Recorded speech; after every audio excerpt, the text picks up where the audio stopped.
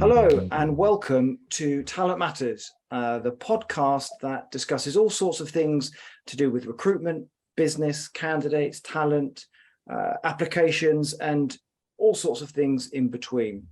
I'm Dave Jenkins, CEO and founder of Wave. Wave is the company behind Wave Tracker and RecWebs.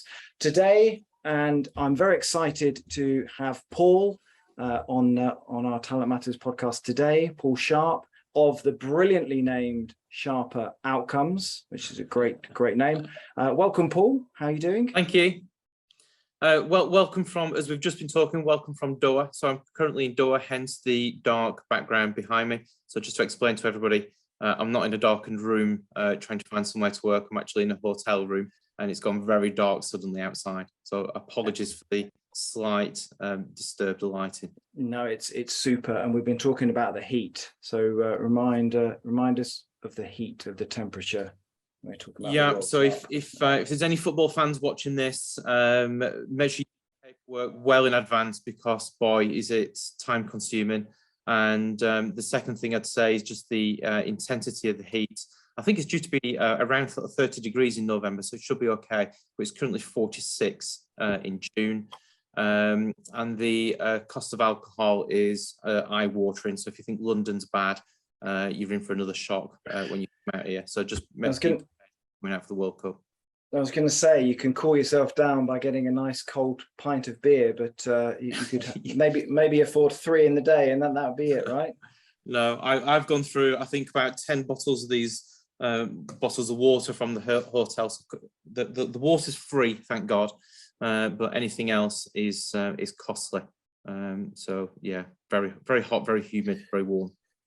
Well, it's good to have you on, Paul, and actually, I have some additional kudos here. So now Talent Matters becomes Talent Matters International. So thank you for giving us that international presence and coverage, which is great. So Sharpe Outcomes, or Paul Sharpe, you are the oracle of recruitment, with I'm guesstimating 15 to 20 years of experience. It might be more, but I'm becoming notoriously bad in introducing not only the actual podcast itself, but the people that come onto it. And I do a dreadful job at it. So if I said 25 years of recruitment experience and you corrected me and said, actually, it's 20 years, then, I'm kind of suggesting that people are older than they are. So 15 to 20 is accurate? Nearly. So I was talking to a fellow colleague a few weeks back, and they were saying that everybody always says they've got 20 years plus experience in the industry, but I am genuinely into year 21. So I know that I look younger than you. You do, significantly. Yeah, I am into my 21st year in recruitment. Gosh, I can't believe it. I sound really old when I say that. It's we still do the thing where if you think back 30 years, I don't know about you, but I think of the 70s. So that's actually the 90s, which is sign of the times. Anyway, we won't get stuck into an infinite loop of nostalgia about how things were better back then. But do you want to just so Sharpe Outcomes? I mean, you're helping predominantly SME businesses, right? And one of the things that I wanted to talk about today, outside of the weather, outside of the cost of beer, is about scaling and SME, specifically recruitment companies, scaling their business. And I think this is an area where you are helping companies and have been helping companies in order to do that, right? Yeah, absolutely. So 21 years in recruitment, done lots of various roles, worked for SMEs, worked for the large corporate, worked in-house. And so the next phase of my career, if you like, is around trying to help other people. So my purpose has changed enormously. COVID was a big trigger in terms of me thinking about my individual purpose and what I wanted to do for the next 10 years. So now it's about trying to use that experience, that knowledge, and trying to support other people. And I guess benefit from the mistakes I've made, and I've probably made more than most, if not if not more than anybody. And equally the things that I've done right, trying to learn from that as well. So it's just, I know that when I look back over my career, Dave, if I'd have had more support, and I was very fortunate to have a business coach for a period of my life when I was at Interquest, but if I'd have had more support and more individual coaching, I think I could have performed at a higher level. And so it's that passion, I guess, that's driving me on to try and support business owners. And it's in that SME space, I think, because when you start off on your own, you only know what you know, and you suddenly find yourself running a business and not really understanding how to run it. That doesn't mean to say you stop being a brilliant recruiter. I'm working with a client now. He's probably one of the best recruiters I've ever worked with or come across, but he's not used to running his own business. And it's just having that, whether it be a sounding board or somebody to challenge you or somebody to hold you to account. And this is part of the challenge around how do you scale up. It's just, who is there to hold you to account when you say you're going to do something for the next 3 months. So, breaking things down and having 90-day little sprints is really important, but having a longer term vision is equally important. And this is where I think, owners struggle a little bit. Why do they struggle? Because, this phrase about making hay whilst the sun's shining, everybody's got it in their head and everybody's super busy. They're all making placements. They're all in demand. They're all really far in the business, but what they're not doing is taking what a lot of people are not doing is taking any time out to work on the business and think about the direction that it's going in. So one of my favorite phrases is, I would take direction all day over speed, but a lot of recruiters take speed over direction. And what you don't want to do is end up in a place where in 6 to 12 months time, as the market starts to shift and change, you end up in a place regretting things that you've not done. And that comes back to having a plan, having a proper business plan, having a 3-year financial forecast, and just delivering on it.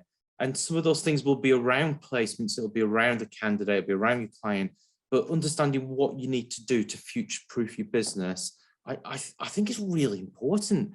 And I see so many agencies that struggle and business owners that struggle because things will come in from left midfield, things will happen that they've not planned for, and suddenly they're scratching their heads and equally very worried because in some of those cases, it's about loss of revenue or loss of clients.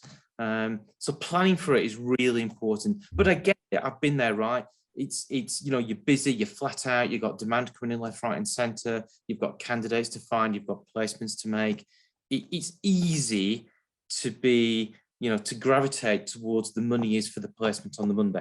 It's hard to think about what you need to do over the next 3 months to make sure you're successful in month 12. I get it. Yeah, I think it's tough, isn't it? Because, and one of the reasons why we started doing the podcast again was to try and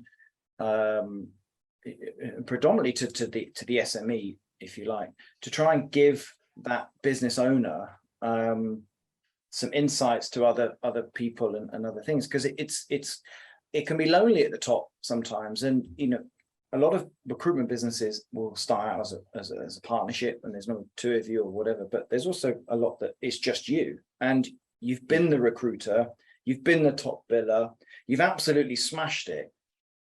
But of course, then running a business is a whole different kettle of fish, and it's not as if it's any harder. In some respects, it's possibly easier than being the top biller, if you like. It's just you've never done it before, and you don't know what you don't know, and then you have to go through that process, and it can be a bit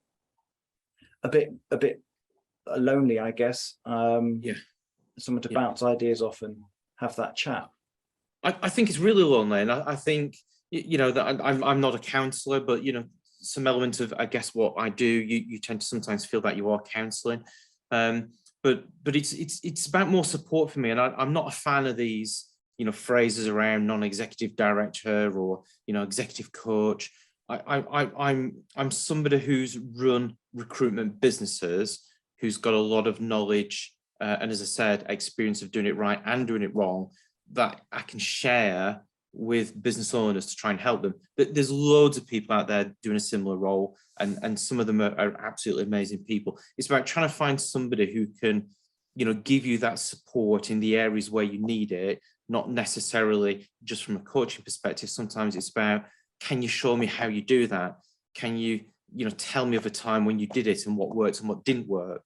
When you're building out a people plan, sometimes people, will say to me, can you draw me what a career map looks like and how you build out the purpose and role definitions for each role in the career map? And so sometimes it's just about sharing that knowledge of what you've done and ways that people that can then take your ideas and make it better and equally make it fit the business. And I'm a massive, just like a head start, right? So not even it is a little bit, Dave. I'm a massive fan of, if the hardest bit is starting, whether it be you're doing a business plan or you're writing a bid or you're writing some sales collateral presentation.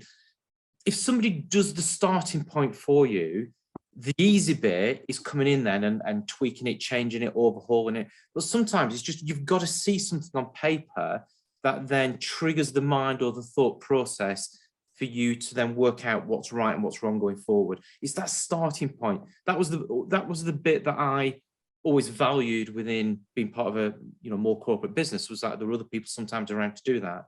With SMEs, it's about giving them a starting point and giving them something that they can see. And then usually once to do that, they fly. I was with a business owner 10 days ago. I gave that individual something to look at in terms of a people plan. And honestly, they took what I have done in the past and some ideas and thoughts that I put down on paper or scribbled, and they made it a million times better than what I did. But I know that I've equally stole other people's ideas and taken advice and all the rest of it, and equally made it a million times better for me. So I don't mind sharing anything. I get absolutely goosebumps when I see people take something that I've done and make it a million times better. That makes me feel incredibly warm and fuzzy inside. It's that evolution, isn't it? Everything is 100% evolving each time. So what, one of the things that I normally ask on here is what people are thinking and feeling, recruitment agencies, what's a bit of a temperature check, really, because again, if you're a recruitment business owner, you might not have a network, you might not have people that you would talk to understand. So again, trying to just help in that little respect. What's going on from your opinion and from your experience? What's the temperature like? What's going? I mean, I know it's really hot there, but in the recruitment industry, what are people feeling and saying and doing at the minute? Well, I think the obvious challenges out there around, how to attract people and make sure you've got the right headcount in the business. I think it's two things I'd say there is, do you ever find a painter and decorator who's a brilliant painter and decorator, but they don't paint or decorate their own house? I almost find it's the same with recruiters a little bit.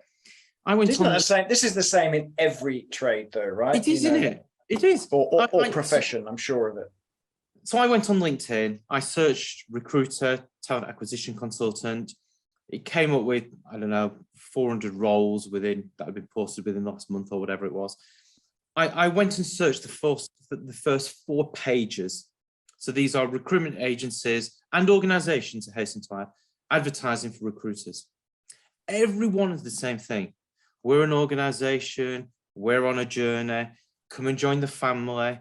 We're looking for this, we're looking for that. If you are this type of person, you will fit in our organization. Not one of them talked about, this is what the first 7 days will look like when you join us. This is what the first 14 days will look like. This is what the first 30 days will look like. This is who you'll be working with. This is the training that we're going to give you. This is what you can expect to achieve in your first 6 months. This is what you'll achieve in the first 12 months. It was none of that. And it makes me scratch my head. So how can you think about attracting people when all you're doing is selling the organization? That's not what people are buying.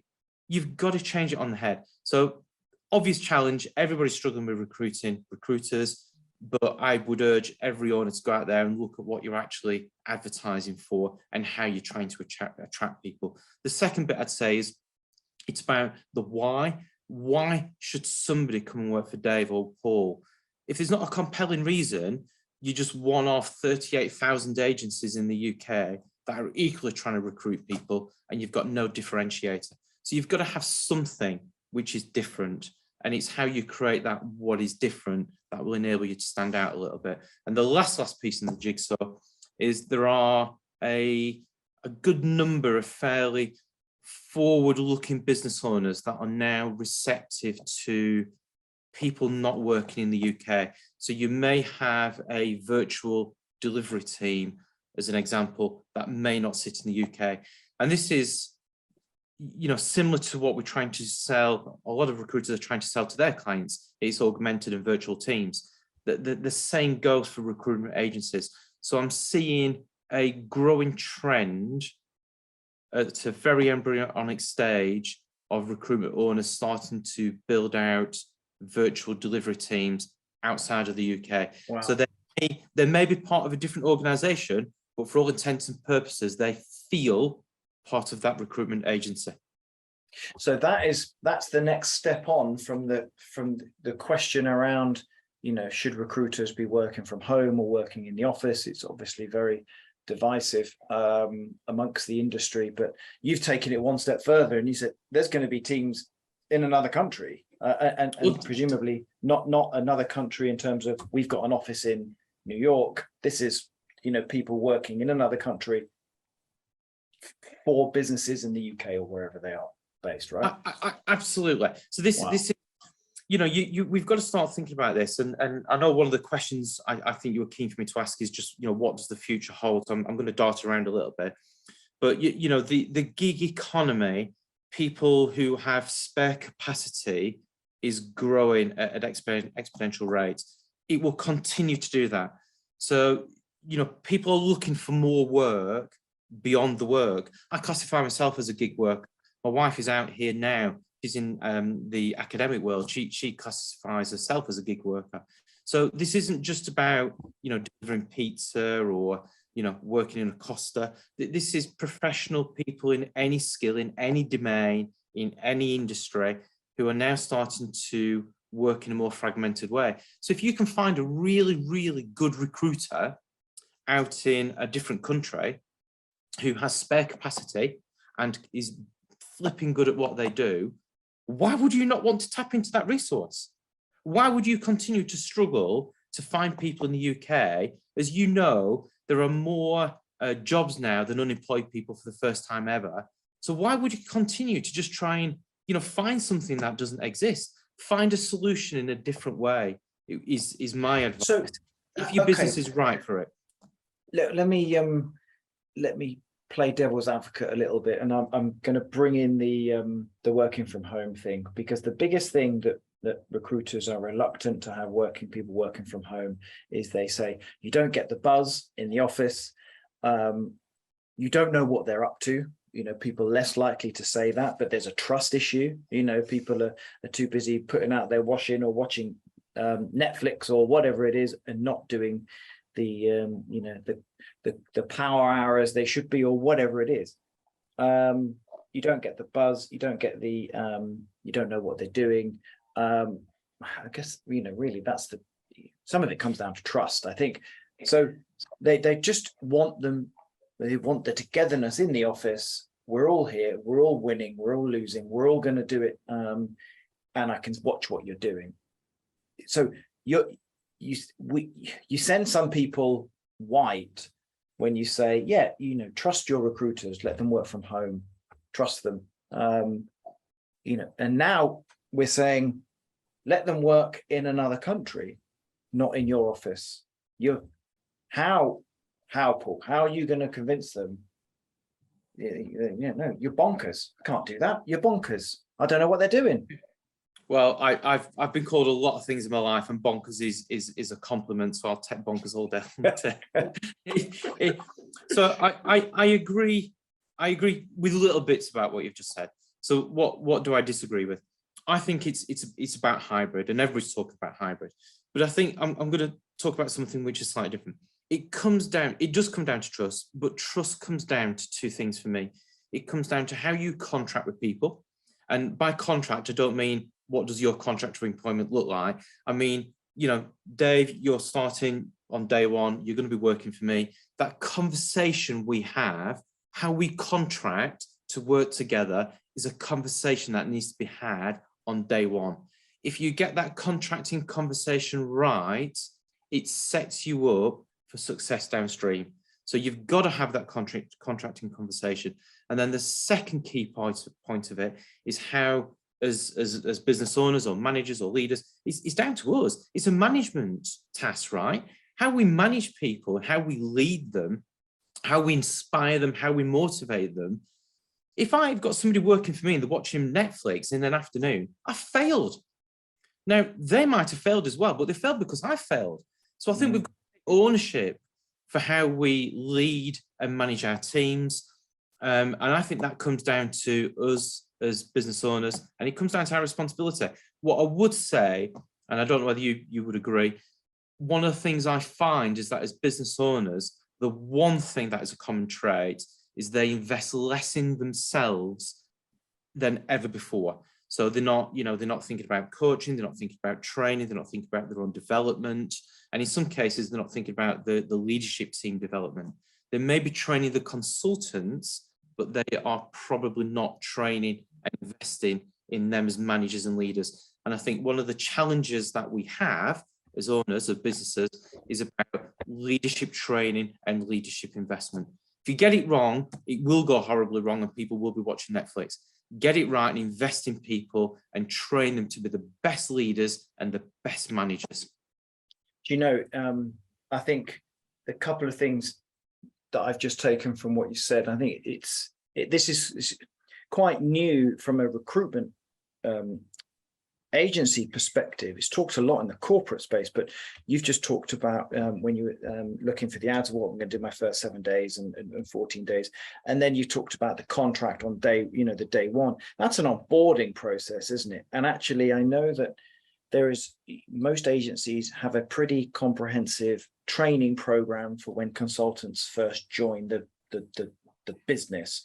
But actually, maybe there is something to be said in making sure that onboarding process isn't just about training, it's also about making sure that everything is right and the new employee knows exactly what's expected of them in a quid pro quo way rather than finger waggy. So onboarding is something, it extends beyond training, right?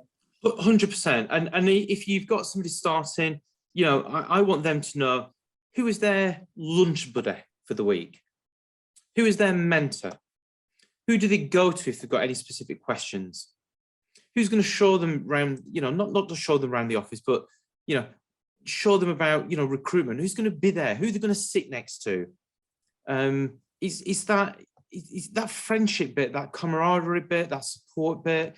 It's not about, in day one, you go through this training and you sit in front of a video and learn how to use the CRM. It's a lot more than that. And I think sometimes we think about it more from a training perspective and less about an emotional need perspective. And I suppose, again, that's where we get it wrong.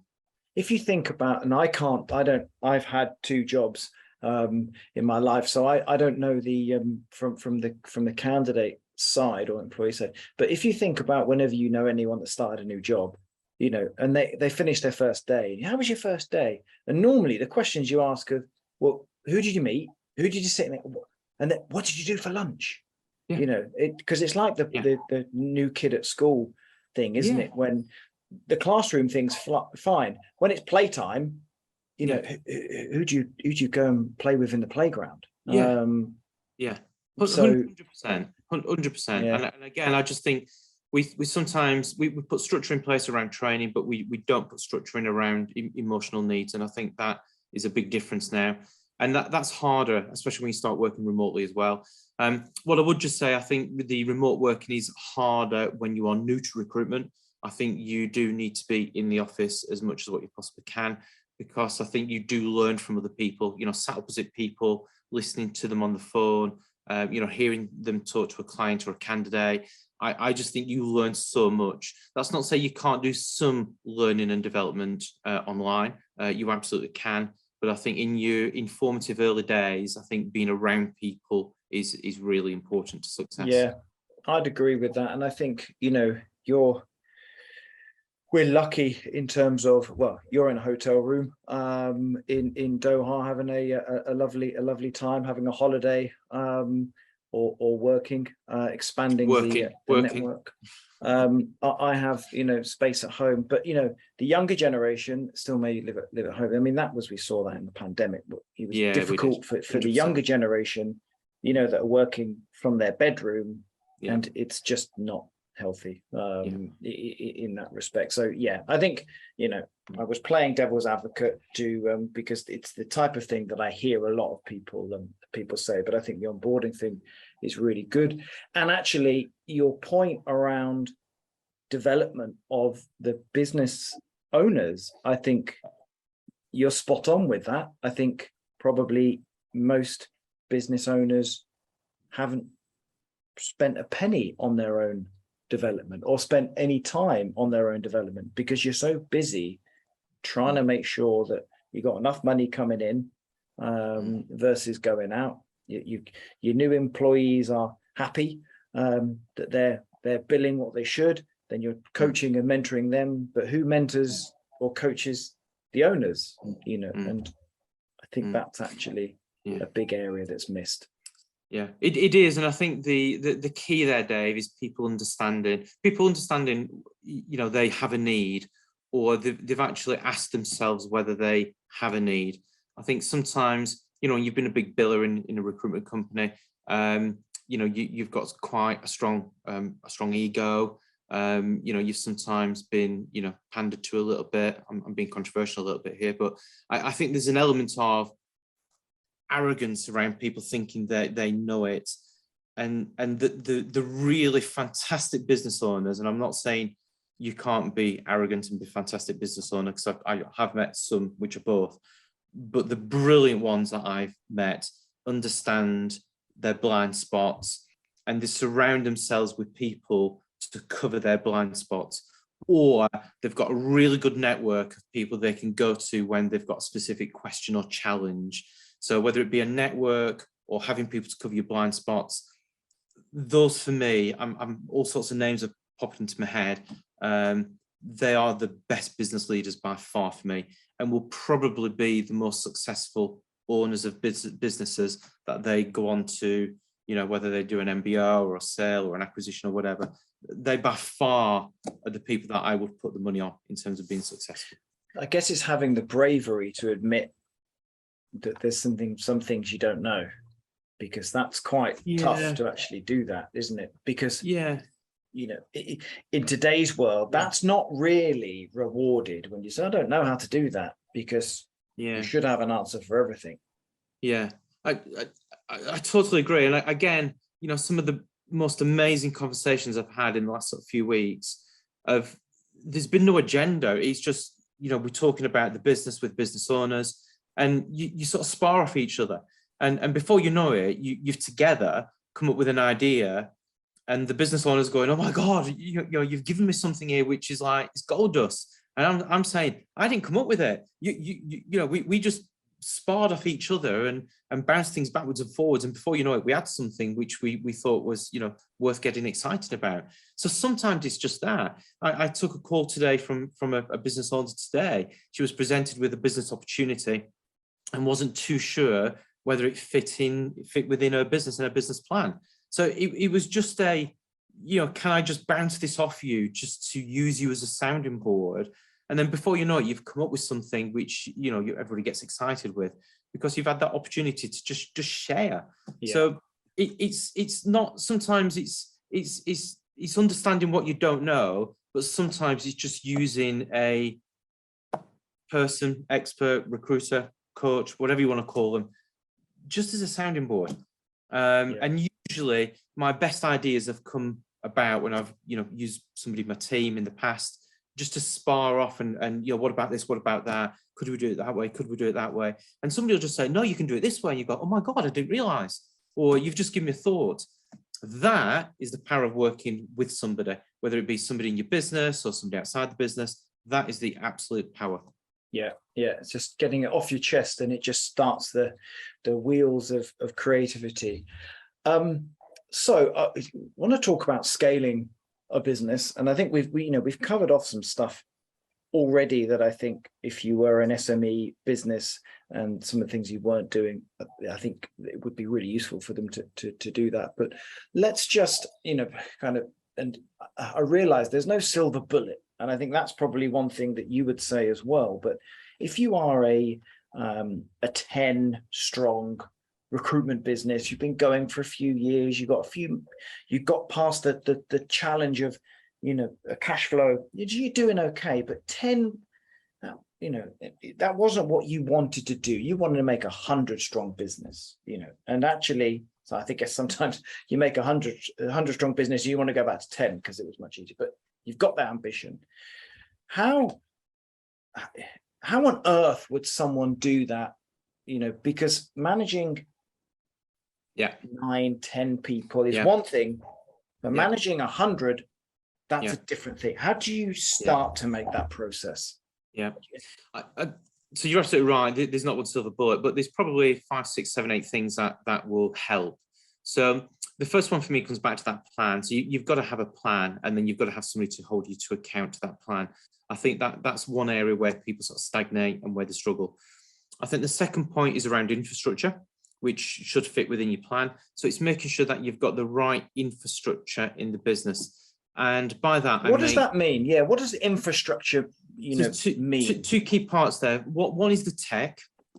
And I see so many agencies, Dave, that don't use tech properly, or the technology isn't integrated. So you might be using a CRM, but you might be then doing placements in an accountancy platform without linking it up from your CRM into the accountancy platform. Is a really simple example. I could give you a trillion examples, by the way, of where technology is being done in one platform, but it's not linking into the other. So it's a manual process that takes time.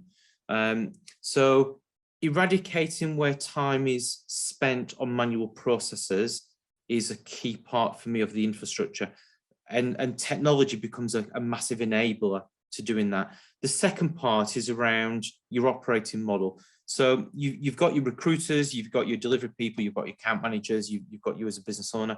It's then at what point do you invest in an office manager or a management accountant or a marketeer? So all the time you're growing, a hire for me should be about either generating revenue or freeing up capacity within the business owner. And if that frees up capacity within the business owner, then I'm always keen to understand where does that capacity go and how do we use that capacity to help the business grow. So the business owner's obviously got to be at the forefront of the growth, but it's about freeing the business owner up with capacity so that they can go off and create more space and more revenue through having more time. What do you? The last bit I was just going to add is just data. So again, this comes back to the infrastructure bit. I just see recruiters don't use data well enough. Some of the CRMs that are out there now, there's some brilliant CRMs. And I mean, they measure everything, but we're not using the data to drive performance of the business enough. And so I always ask the question, what reports are you getting out of your CRM? And how are you using that data to manage the business? This isn't about KPIs. It's not about, whipping people. It's about what are the key performance indicators that you would use to understand whether your business had a good last week and what it needs to do more of this week. So it's using the data in an intelligent way to drive your business goals. Again, I see a massive opportunity there. I just want to come back to the last bit, and we'll come on to data. So when does, whoever this is, the business owner started their business, they were the top biller at wherever they were, absolutely smashed it.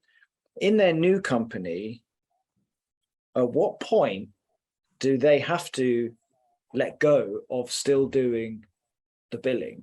Because on one hand, they're thinking, I'm still the best recruiter in the company. So therefore, if we're going to grow, I need to be on the tools, doing deals, making money. But when I'm doing that, I can't work on the business that you talked about. but revenue is going to take a hit. At what point do they do that? Because you're taking the revenue, the way they will see it is, I'm losing money because I'm not billing. Yeah. So, and what point do they stop doing that? So I think that's a really hard question to answer, because I think it differs from industry. We asked a tough questions on this podcast. It's a tough question there. So let me try and answer it. So I think, when you're starting out, your first hire for me should usually be a delivery consultant. So and your second hire should probably be a delivery consultant. Your third hire might be, what you might do is promote one of your delivery consultants into an account manager. So the reason why I'm saying that is that with delivery, you start to lose some of the work that takes the time. It's the candidate sourcing, the connecting, the building out your networks, the contacting. That is all really time-consuming work. So you start to give and train other people to do the stuff that's taking time. The minute you get to probably around 2, maybe 3 delivery people, but certainly 2, the bit that takes the time is then managing the clients. So if you can then promote or train one of your delivery people up to be an account manager, then you can start to free yourself up from some of the client work. That isn't to say you step away, but you start to free yourself up from some of the client work a little bit. And your third hire might be then another delivery. So fourth hire then might be a delivery person. Another person then might move up into an account manager. And then once you started to free yourself up from managing your clients, because recruiters who have started up their own business, the ones that I'm working with, they have got a fantastic client base. But they can't step away straight away, but they can start to step away slowly. So some of those account managers might then start to handle the client briefing calls, as an example, and pass the requirement back to the delivery people and start to manage the process there on in. Once you start to get to around 5, 6 people in your business, that's at the point for me where you need to start to have a sales consultant. So you start to then free up your time. You bring a sales consultant in, or you promote somebody from within internally, and as a business owner, you start to train that person and mentor them and coach them to be a really good salesperson. So you're always backfilling your delivery people. You're always trying to promote within. This comes back to you having a really good career map and a reason why people should come and work for you. So you're not trying to hire a salesperson, because we know how difficult that is, but you're trying to bring people in as delivery consultants, training to be fantastic at what they do, managing the candidate. Some of them will gravitate towards the client and they'll be able to do that. That frees up capacity. And at the point where you've got 50% of an owner's portfolio started to be managed by the rest of the team, that for me is roughly at the point where the owner should start to bring in salespeople to start to focus on growing the business beyond the immediate client portfolio that the business owner's got. It's back to the planning, isn't it, at the start? It is, Dave, and it's I talked about a 3-year financial plan, because if you've got your revenue in there, you've got your headcount in there, you understand what the triggers are, what the milestones are, what triggers and prompts another headcount, what does that headcount look like, at what point do you dip because you've brought more heads in, and then what is the growth expectancy going, once they get beyond the first 3 months. All that just needs planning out, and then it's sticking to it and making it happen. What I see with recruiters, recruitment owners, you set them a challenge, they are honestly amazing people. You're like, we're going to grow from this to this. How are we going to do it? This is what we're going to do. What do you reckon? Oh, I'm well up for that. And because it's written down, they're up for it. I spoke to one owner last week. They were thinking about moving into new premises, and I was like, well, it sounds an all right deal, but I think there's a better deal to be had. Oh, what does a better deal look like? And it's like, oh, you've set me a challenge now. You said, and that's how some really good recruiters operate. You set them a challenge that is beyond what they think is possible, and honestly, they're on it. And it's just sometimes having the ability to be, neutral person and just say, no, you can do it better. You can do it differently. Or we've got a plan and I'm going to hold you to account now to do that plan. So when somebody says to me, I want more headcount, my natural reaction is to say, is it in the plan? If it is, and you bill £250,000 in the next 3 months, you can have your extra headcount, but not until I've seen that extra £250,000 come through the door. So it's just that it's that nice tension with it's people. funny, isn't it? It's funny, like, you know, nothing more motivating than either saying, you know, you can't do that, or I think you might be able to do that better, or can you do it better? You know, Yeah. I mean, it's what motivates me, just, you know, when someone says, I don't think you'll be able to do that, Dave, and then immediately you double down on this, you know. It's like, oh, I'll show you. Whatever it is, it's such a simple, you know, psychological trick, and it, you know, it just gets you after year. But we are getting towards the end, so I know I wanted to talk about the future of recruitment as well, because it's a funny time, isn't it? You know, you've got, on one hand, you've got more jobs available and advertised than ever before, and then on the other hand, you've got inflation, energy prices, you know, doom and gloom. Yeah, it's difficult to, we don't have crystal balls, but what's going on? What's going to happen next? So you're probably asking the wrong person here, because one, I said that CDs wouldn't take off, and I thought the internet was going to be a fad. So in the future, I'm probably not the best person. Again, Paul, I would say everybody says that when I ask this question, and do you know what it does? It just means that actually we can make any sort of wild predictions, and because you made that disclaimer right now, it doesn't matter if it comes true or it doesn't come true. So you got carte blanche on this one. I'll have a go. So I think we have hit a peak. I'm not for 1 minute saying that it's all doom and gloom and everything's going to go back to, you know, the financial crash, far from it. But I think we are going to go through a change. And what do I think is going to change? I think clients' needs are going to change if they're not changing already. And I'll tell this quick story. Recruitment owner called me up. One of her top 3 clients had suddenly been approached by a competitor, and the competitor had offered a non-traditional recruitment solution. So this wasn't taking an order and filling it. Panic set in. One of her top 3 clients. Fast forward 3-4 days, the client has now gone with a different provider. So imagine the hairs racing. What does that tell me? It's one example, but it's an example of how some recruiters are now starting to think about solutions and moving away from being an order taker to be much more consultative. As a recruiter, we do that part of a process that's that long. Where I think there is value to be added is using the expertise that we've got, the access to data, the technology, the skills and expertise, and sell to clients a solution which helps solve a problem, not fill a vacancy. So I think clients' needs are going to change. I think demand will grow exponentially. There is around 26-28% of outsourcing solutions, which is more project-based or functional department. The opportunity for the SME is to grab hold of that 28% of the market, which is a big chunk of money, by the way, and start to think about how they can mature and develop their services into something which clients are going to need and value and pay for downstream. The planning for that has got to start now. I think demand is already starting to increase. The staffing industry analysts are predicting this, by the way. So I think the total talent solutions, being part of an augmented team, whatever terminology you want to use it, it's about doing more than just taking an order and placing a candidate into that role. So that's the first bit. The second bit I'm going to predict, which I mentioned at the start, this gig economy is going to explode.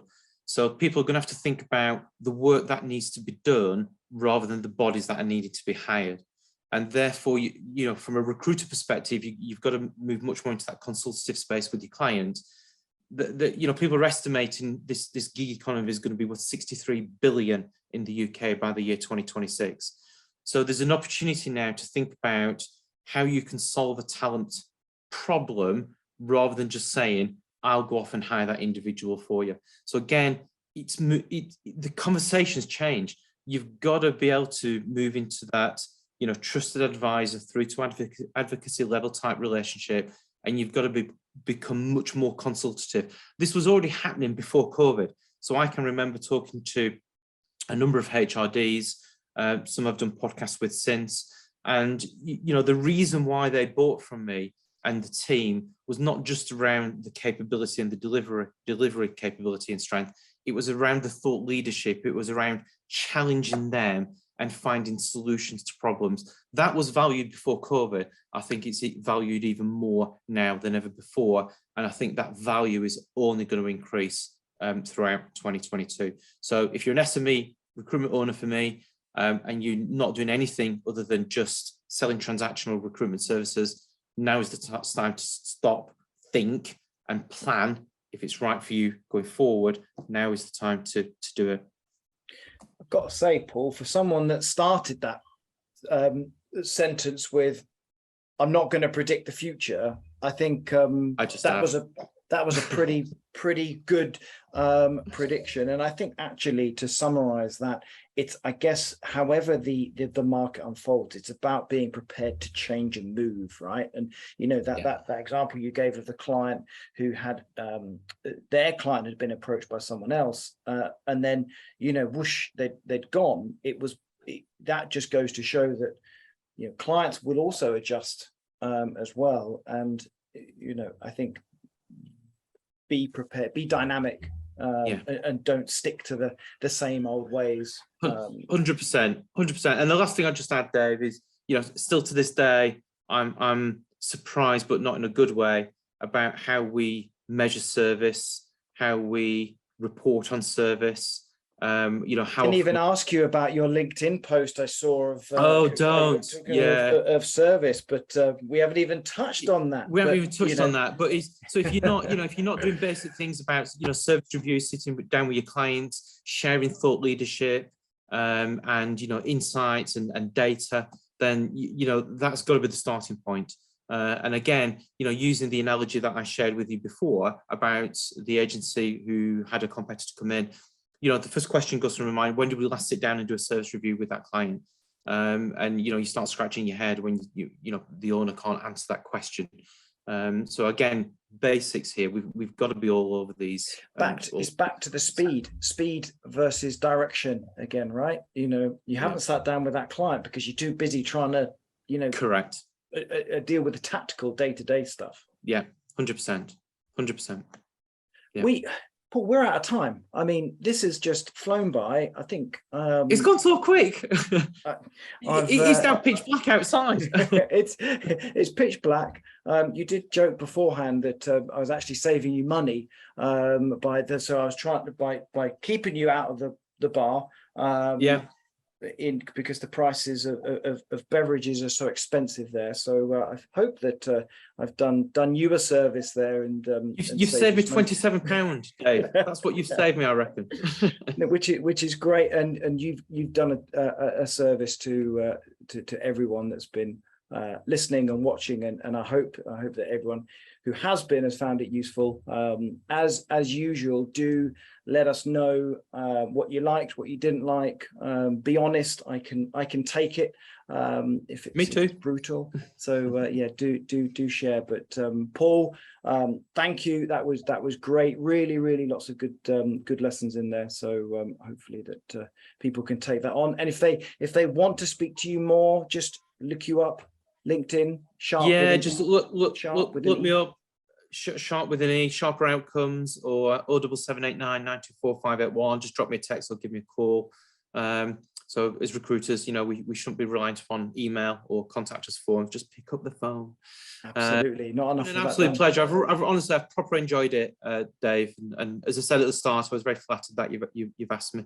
So thank you. Well, likewise, we were both talking about how flattered each of us were. So we'll be flat as pancakes, won't we? So. No problem. Anyway, good. Brilliant. Enjoy your evening. Thank you. And thank you to everyone listening, and come back again soon. Cheers, Cheers, guys. Dave. Bye. Bye.